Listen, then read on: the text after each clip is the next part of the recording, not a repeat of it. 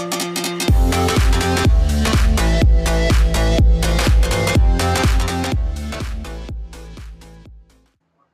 today's reading, we can see that King David is about to pass away, but he pulls aside his son Solomon, who is chosen to be the next king of Israel, and he imparts to him very important words.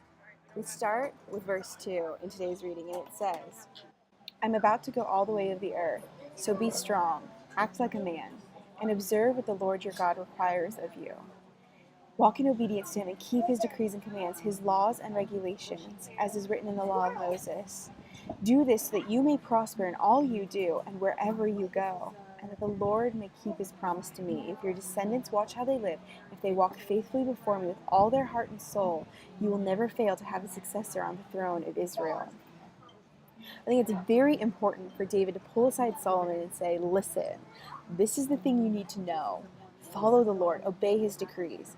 We watched in earlier episodes how the nation of Israel repeatedly had this problem of going back to sin, going back to idolatry. They never quite got how to put the Lord first and make him their God and their leader and their judge and their priest and their king. And David just wants Solomon to follow after the Lord's heart. We saw how David had moments where he strayed from the Lord. He bore the consequences of that, and there was trouble.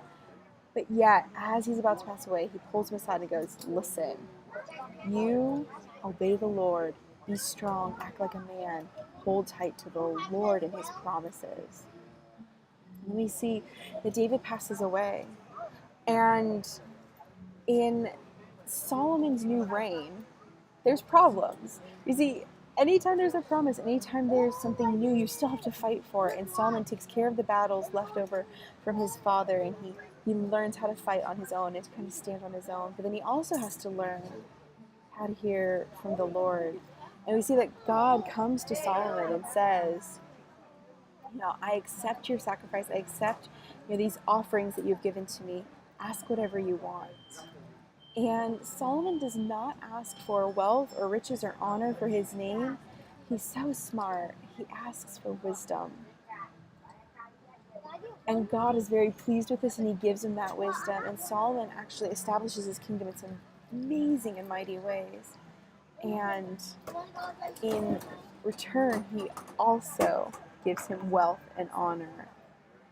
God shows his greatness and abundance towards Solomon and is showing that favor back to David and promising to establish his family line through that. It's such a cool one to me. I think, sometimes I get caught up in leadership positions and I don't know what to do, and I'm always asking for wisdom. We can learn today, always stay close to the Lord, obey his laws, obey his commands. We can learn that there's always going to be battles, but yet fight them, be strong. We can learn and ask for wisdom for anything.